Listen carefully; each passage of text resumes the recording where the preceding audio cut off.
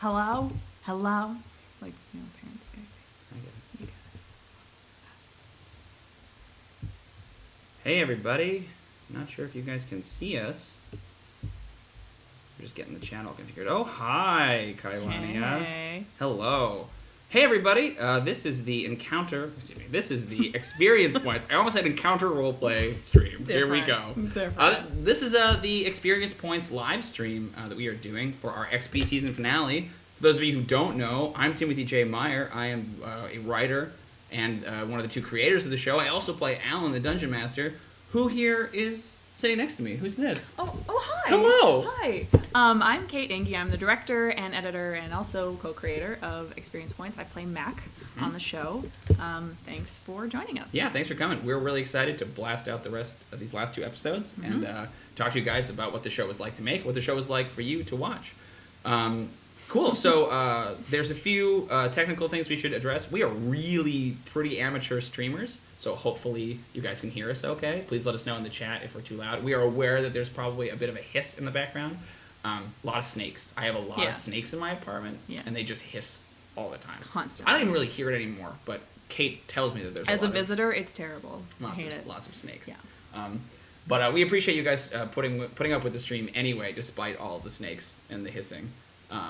But we have some questions here we're going to answer. We have some that were submitted on Twitter. We got a few people in the chat. If you guys have some questions for us, please send them our way, and we can talk about them. We can answer those questions. That's how Q&As work. Questions and answers. Yeah, cool. Do you want to start with a question, Kate, or do you want me to start? Sure, yeah. I will ask this. This one's from Adam Pearson, and he says, did you guys play your favorite classes for XP? And if not, what is your favorite class and why? Okay. I can start. Well, obviously, I didn't play a class so much, but I was the Dungeon Master, and that's the thing I prefer to do. When I'm playing D&D, 90% of the time, I'm the Dungeon Master. It's sometimes fun to be a PC, but I'm that tired cliche of the control freak who just has to make the world and control every little aspect of it. So, yeah, that's sort of me. What about you, Kate? I guess yes and no. I like playing the fighter class, but in the last campaign I did, I was a defender, which I hated at first, and then really liked throughout. I really grew to love it. So I guess that's probably my favorite is defender, because I like the amount of hit points I get and how hard it is to and so really a paladin and fighter are both kind of defenders. They do kind of make sense. So totally. I guess sort of. Yeah, a little bit of both. A little bit of both. Awesome. Let's see, I can ask you the next question there, Kate. Okay. This is from our good friend Krakatan, who we've spoken to a lot on Twitter, is a good friend of ours. He asks, what are some of your favorite RPGs outside of D&D, or even the fantasy genre? I have a couple of them. While staying kind of in the fantasy genre, I love Dark Sun, which is still D&D, but it's a really cool world. I've never played in it. Oh, I want to someday. I love Ravenloft as well. I have played a little bit of that. My favorite system, I know you played a little bit of this with me, is Edge of the Empire from Fantasy Flight Games. It's so much fun. There's a lot of crunch to it, but like the core mechanic of like the dice that have success but with complications, or failure but with added bonuses, the storytelling that just blossoms out of that is so much fun. I've never had a bad time playing Edge of the Empire. Yeah, that's my answer. I haven't played too much RPG out of the fantasy realm, but I do really like Edge of the Empire, and I play WoW, but I don't know if that really counts. It's kind of different. What about we had a good time playing Fiasco? We've done we did. Yeah, Fiasco's a really solid game if you really like RPG, but it's more just kind of improv based. Yeah, you just kind of create a character and interactions, and that's sort of it. But yeah. Yeah, that's great. All right, so we got a question coming in from the chat from Jack Tansley. It says, have either of you played a chaotic evil character? I've never played a character that's openly chaotic evil.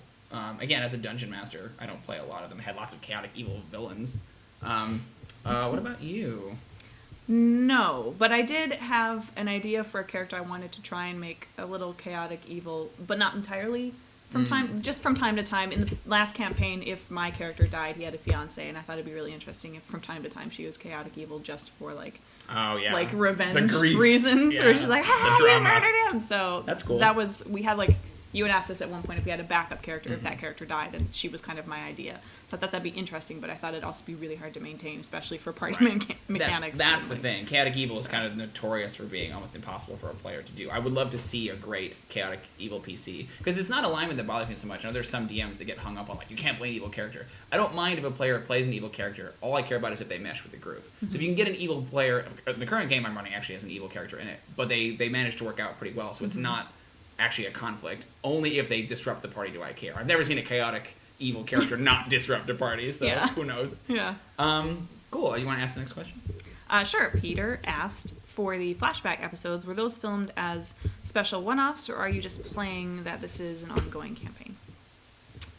Yeah. Do you want to answer that one? The idea behind XP is that it's an ongoing campaign for all of these characters, and that Timon left, so Mac is kind of jumping in as like a new character, but still within that same campaign. So we had a lot of fun shooting those. That was like 1.5 to 2 days of just like, set up the living room, this is one part of this session, and we had to like figure out the timeline of when these all fit together and like what sequentially happened. So there's a couple fun little Easter eggs in there. Like one of the flashbacks, I think it's the screaming, like, you know, despair and die, elephant infidels one is meant to be Christmas. Like, everyone's got like Christmassy attire, and there's like lights up in the background. That one's my favorite flashback. Yeah, because it's so dramatic, but it's so silly in the background. And it's Christmas. Yeah, the flashbacks are tons of fun. Yeah. Got a couple more questions in here. We got one from Jan Simon. He wants to know, is there any way, or have you thought about making it possible in the future to make the world that you are using in this series available to the public? I'd love to DM a game in your world. Wow, that's very flattering. It was not written that way with the intention of sharing it, but that's a very cool idea. There is one thing for the Indiegogo that we launched, there was one of the backer prizes was a dungeon module called Escape from Castle Nightspear. The idea is I would write up Castle Nightspear as a dungeon that you could use in your games. Not the same thing exactly, but my thought was, obviously we send it out to our backers, but then maybe we could put it up on the DM's workshop, or the DM's Dungeon Masters Guild, I think it's called. Oh, there's definitely a name for that, and I don't know it. But then you could maybe purchase it there or download it or whatever and run it as a dungeon. As to whether or not we release a whole world, I don't know. That seems like a lot of work. I was basically writing it for what I needed at the moment. But it's very cool. I'm glad that you are interested in it. Maybe for a future thing that we do, it'd be kind of cool to release some Darzovia-themed content. Or, an Obsidian Portal. Yeah, exactly. Oh, leave me alone. Okay, so next question. Oh, I read that one. You read the next one. Okay, so from Kailania. How did you come up with the idea of filming people playing instead of just a game being played by people, i.e. actors playing players versus just people playing? Okay. You want me to answer that one? You can start. Okay. So the idea kind of with XP was that I love actual plays. I drink actual plays like water. I love to listen to them. I love to get invested in them. I love how you can listen to an actual play and really feel this is what the characters are feeling. But the problem is they're just so long, and it's such an investment if you want to sit down and say, I want to get involved in this campaign. Critical Role fans will know there's 60 episodes, 3 hours each. Oh my gosh, what a crazy investment, what a time sink. So we wanted to take that idea and that feeling and apply it to like much more bite-sized pieces. So we wanted to film it and script it pretty heavily so that way you would get that feeling, that sort of authenticity, but it wouldn't take you 3 hours. It wouldn't be all improvised. So we wanted to film it that way we could set up the cameras in a much more interesting way and shoot it in a more dynamic way. If it's scripted, we can plan it out a lot better. If you want to talk about that a little bit, I don't want to step on your feet. Sure, yeah. But having it be scripted let us have a lot more freedom in the storytelling in a way that you wouldn't with an actual play. We can make it very condensed into 12 episodes, and you get a real sense of what this campaign is like without having to sit there for 12 hours and watch it. Yeah. And I think part of that, too, was the challenge of, can we script something that still feels authentic and like it's just people playing, but bake in a lot more content, like you were saying, of just kind of a bite size, but still, like, I don't know, like there's so much more subtext in this one series than maybe one actual play, because we have to add in so many other like little nuanced things. And the idea too is that it's like, what a ridiculous session. Like no session like that week to week is that crazy, where there's a riddle and there's like a horrible torture scene and there's 2 combats and a new character and a boss fight and this huge revelation about their all kinds of stuff. Yeah, so it's meant to be like the biggest, coolest, most important session of that campaign for sure. But. Right, and that was one of our goals too in setting up all of XP, was that we wanted to script something that we both could do, but kind of as a challenge to ourselves too. Would it be entertaining enough, and would it stand on its own, especially without like going into the world or being kind of more comedy based or anything? If it was, do we just try to make it real people, something that we're used to doing and playing? Like, how relatable will it be, and will people enjoy it, and will we enjoy it? And it seems like you guys are really relating to it, and that makes us feel like all this effort was worth it. Yeah. Also, another question from Kailani. Yeah, the maps are amazing. Really, the whole DM screen background and all that. Why? Thank you. Not really a question, just praise for me. I just wanted to read it out. No, but yeah, that's one of the things I love to do. That's one of my favorite things to do as a dungeon master is to draw maps. And so I wanted to feature with the character of Alan to feature that very prominently. That's something he also likes to do because it's not like a transparent one-to-one thing where I am Alan and Alan is me. Not at all. Cool. Thank you, God Jones. DM's Guild, not Dungeon Master's Workshop. What a fool I am. You're fired. DM's Guild. All right. I'll see you guys. Let's see. What? Okay, so Stevie asked, what is next? Is there going to be a sequel? That's an excellent question, Stevie. Another loyal Twitter follower of ours, Stevie Bissonette. I think. I hope I'm saying that right. Ooh, he could be very mad. Boy, DM's Guild, come on. Yeah, oof. So we haven't officially decided. Right now, we're still pretty focused on season 1 and getting it out. We have a little bit more promotional stuff now that the show is pretty much done. We want to do to promote it. We're very interested in continuing. This is definitely not the end of experience points, but we just don't know if we were to do another season, what form that would take yet. Also, we're very tired. It's a very long process. A very exhausting process for just the two of us to do the first time. We have a big learning curve, which is fine. We're just going to take a break for a minute before we then just come back to it. So we're not gone forever. No. We're still around. We'll still do things. We have some plans for some content. There are definitely some things you're going to see from us coming out in the next couple of months. But as far as season 2, nothing has officially been decided yet. We need to just wrap up season 1 before we make any decisions about that. We'd love to. That sounds awesome, but we just don't know if it's in the cards for us yet. So undecided, but stay tuned. Keep in touch. A few more questions came in. Jack Tansley said, "What's the dumbest thing that's happened in a campaign you participated in or DM'd? Also, is there season 2 coming?" Well, there you go, Jack. Uh-oh. Can I talk about the Oatsman? Yeah, that's a great story. Okay. It's a little complex. It's a D&D story, so you have to kind of I'll try understand. and water it down. Yeah. So, the group that I was in where I played the Defender, we were stuck in this grain silo, and we were trying to sneak into this fort we were trying to recapture. And our massive Goliath fighter player... It's a barbarian. Barbarian, yes. He had, like, a belt of severed heads and this huge axe and everything, and he was climbing up this rope to, like, peek out, and a guard peeks in. And this is a grain elevator, right? So it's all full of grain and food. There's no reason for this guy to be in here at all. 100%. So he rolls. Did he try diplomacy? He did a bluff. He rolled a bluff, and he got a natural 20. So it had to work. And he basically, the only thing he said was, "I am the Oatsman." And the guard had to be like, "Okay," and like shut the door. You must be the Oatsman. You must be here to inspect the oats. This like murderer just climbing the grain elevator. Like, "Oh, sorry, didn't mean to bother you, Mr. Oatsman. Like, please continue." So yeah, the Oatsman became stupid. I love it. Recurring joke. How silly. We had a few more questions. Let me jump in there. I asked one on Twitter. Yeah, we have this one from Liz Robinson. I asked this on Twitter, but we ask it here. Did the players make their own characters, or were they made to fit the script?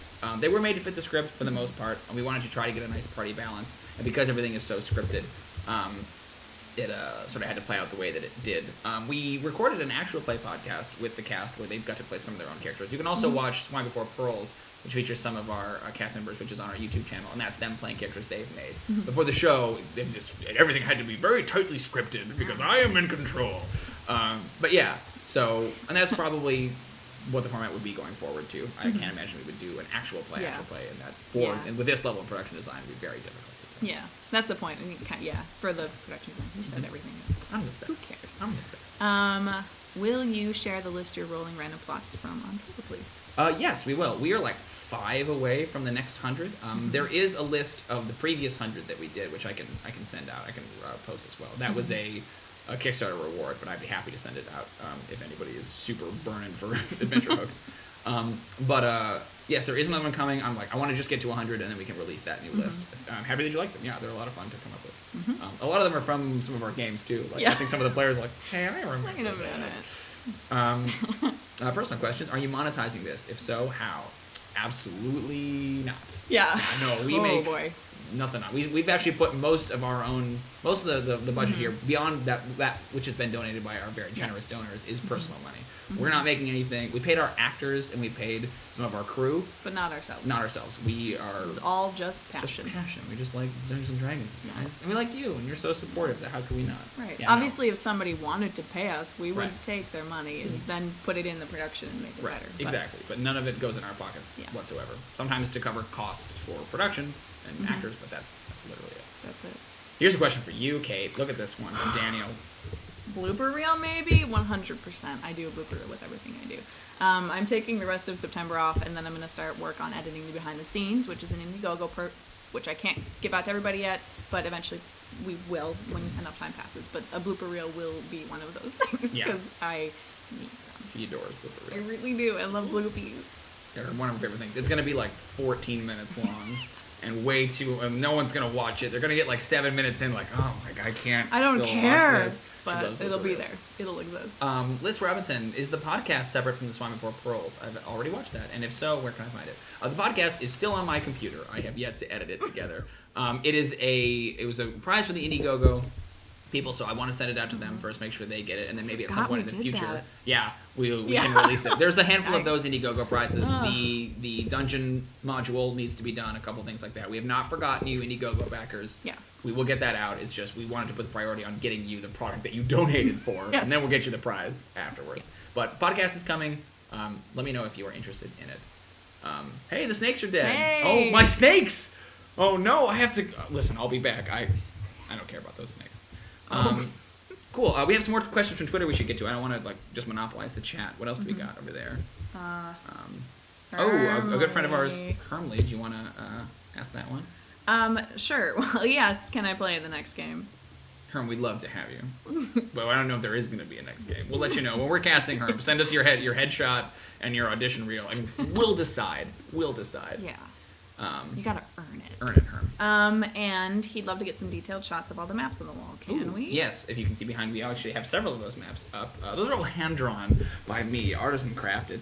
Yeah, that would be a cool thing to maybe tweet, would be to do some nice scans of those maps, because a lot of them haven't been seen yet. I did a few of them last November for Mapvember, but it might be cool to do that again this November, and we can specifically make a point of, did you find this one on the wall? Blah, blah, blah, blah. Most of them are specifically drawn for experience points. There's the Tomb of Uradai is up here, Yalkastad is up here. Castle Nightspear, of course. Strait. The Strait of Serpents. There's a few of them from my previous games, a couple cities and caverns and stuff like that. Triumph is over here on the side. So yeah, we'd love to post those. They're very cool, and I had a lot of fun making them.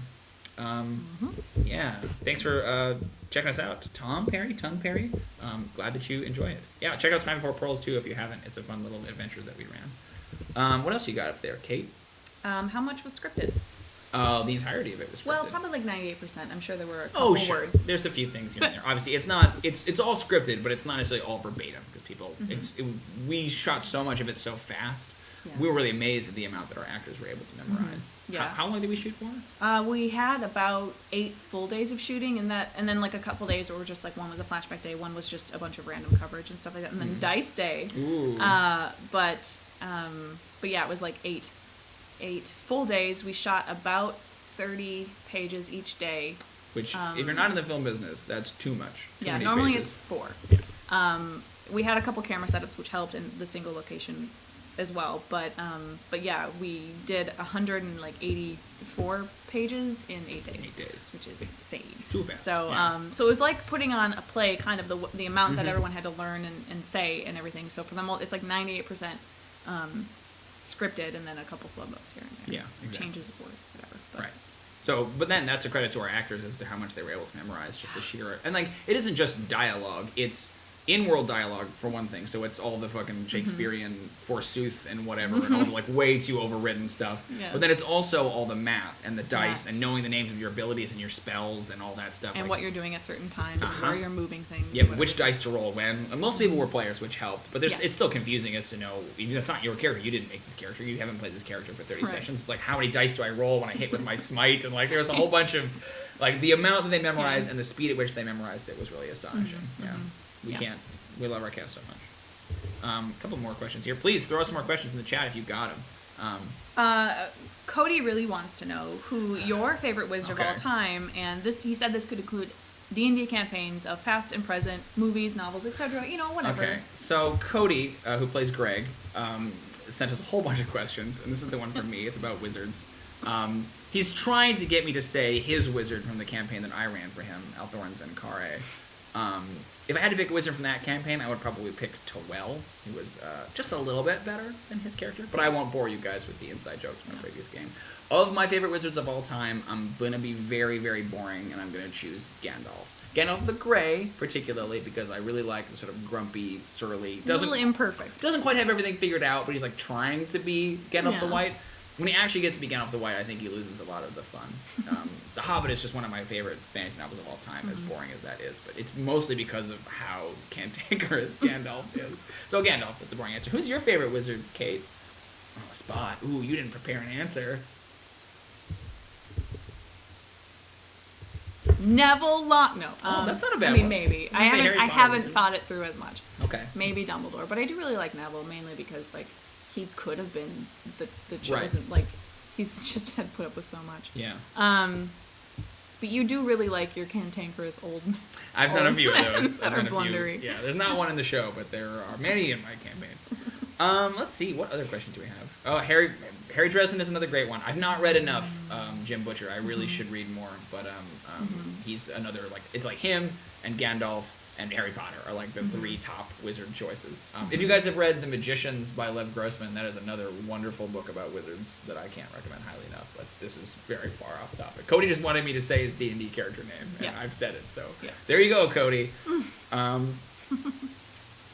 When is Kevin going to get his Oscar for the series? That's an excellent question. Sorry, Kailania asked, when is Kevin Bolenberg going to get his Oscar for the series? Kevin plays Perkins. We've sent in a lot of, we've had a lot of back and forth with the Academy about this, and they're not sure exactly the best timing. They don't know if they should wait, so that it's more of like a career thing, or if they should just give it to this young ingenue, like... they can't decide, we can't decide, so, I mean, and everyone just petition to them and just give them your opinions. If you want Kevin to win that best actor Oscar, we just can't handle it anymore. Write the Academy.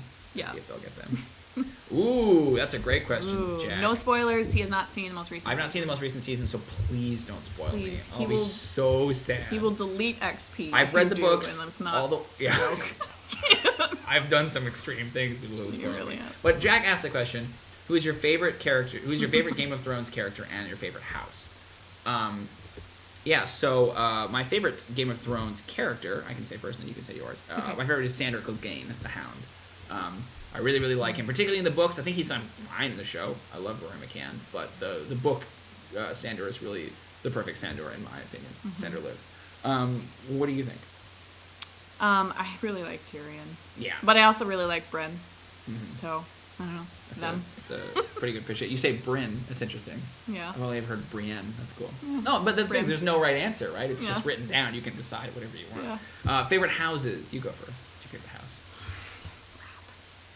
Okay, well, one of them is just style. I really like, is it the Greyjoys? I just really like their symbol. It's so cool. That's my favorite, too, actually. I don't know. Their theories are a little wonky, but I don't really have, like, a favorite out. I just really like their symbol. It's so cool. I think the Greyjoys... And their saying is really cool. Yeah. They have the best words. That's just cool. And they have the coolest symbol. They don't think they come across as well in the show. In the books, they're just the most badass of all the houses. It's got to be House Greyjoy. I love the Iron Men. They're Ironborn. They're the best. Yeah. Cool. So, what else we got? That was a great question, Jack. Yes, 12 will, Jack, 12 will be up in a few minutes. Yeah, 5-7-ish minutes from now, we're going to put up, we do not so, we're going to put up episode 12. Yes, Tom, we did address that question about a second season. We would love to do it. We're just not sure what our situation will be. We need to take a little break after season 1, kind of recollect. We have more content coming your way that's XP related, but whether or not we'll actually pursue a second season, we haven't talked about it. We haven't really decided. We were very focused. Let's do season 1 and make sure it's the best it can be. And once that's over, then we can open up discussion about season 2. Yep. The more you guys ask us about it and the more interest you show, the more that convinces us to do it. So we would love to. It's just a matter of interest. Basically, we're not going anywhere, but no comment. Yeah. How long have you guys been playing D&D, and what edition did you start with? Good one. I've been playing for about 15 years, since I was 12, and I started in 3.0. So not that long, not that old as far as systems go. My first couple games were played in 8th grade at lunch with 2 dungeon masters. Can you believe how absurd that is? It was horrible. We argued with each other. It was an absolute nightmare. That was, 15 years ago. I've since played every successive edition from then. I played a little bit of basic, but I've never delved into second. Second edition is like, that's Mordor. That's the elephant graveyard. Like, you must not go there, Simba, is what second edition is to me. What about you, Kate? I started unofficially 6 years ago, but really 5. And that was with 4. So, and that was with Timothy mainly. So, like, he's pretty much the only DM I've known. I've done a couple one-shots with other people, but it's mainly my main D&D history is with him. So.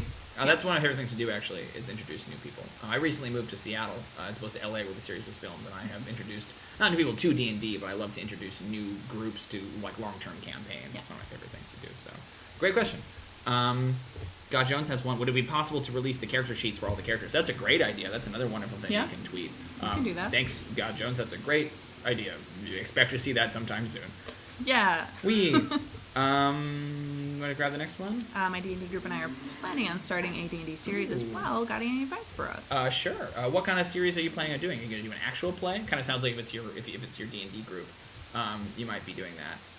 My advice would be find your niche. I think there's a lot of different groups out there, and they have lots of cool games. But you want to try to approach it from what are you doing that's unique? What are you bringing to the table that other people don't necessarily do already, right? Like, are you playing a new system? A system not a lot of people do. Do you have a really unique world or campaign, or is there something you do mechanically that nobody else does? You know, something like with horror or with sanity or something like that.